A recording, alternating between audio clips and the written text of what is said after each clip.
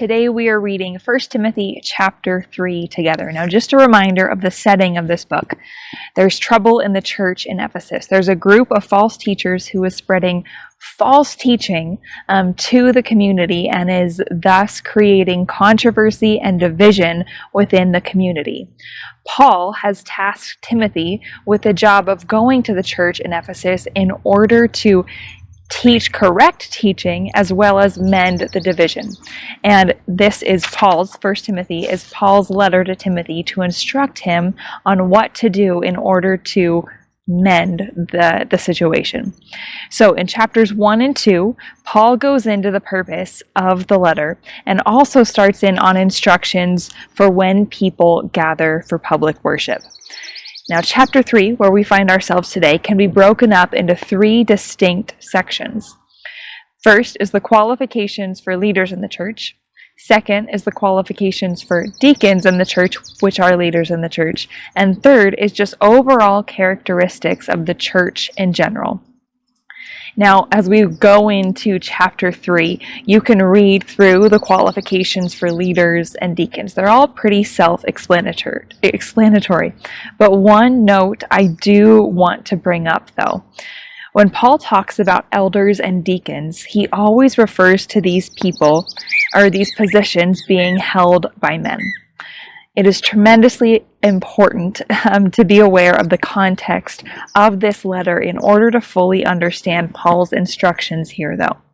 If you'll remember from chapter 2, yesterday's reading, Paul also gave instructions that women were not supposed to teach men or have any authority over them.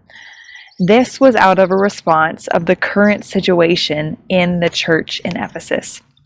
There was a group of primarily wealthy women who were showing their wealth in the way that they dressed and composed themselves. And this in turn humiliated and shamed those people, those women, who weren't in the place to dress in the same manner. And also, this group of women were holding places of leadership in the church and teaching the theology of the false teachers and thus leading people astray. So Paul, in saying these things about women, he's saying that these women, these particular women, should not hold places of leadership because, similarly to the group of men spreading the false teaching, they are not leading people in the way of Jesus. They are leading people astray. So that is what I want to say about that. Now, we're going to go to the end of chapter 3. Starting at verse 14, we're going to go to verses 14 to 16. Paul writes, I am writing these things to you now, even though I hope to be with you soon, so that if I am delayed, you will know how people must conduct themselves in the house of God. This is the church of the living God, which is the pillar and foundation of the truth. Without question, this is the great mystery of our faith. Christ was revealed in a human body and vindicated by the Spirit. He was seen by angels and announced to the nations. He was believed in throughout the world and taken to heaven in glory. In these verses, Paul is declaring what the church is. He says the church is the household of God. The church is the church of the living God. And the church is the pillar and foundation of truth.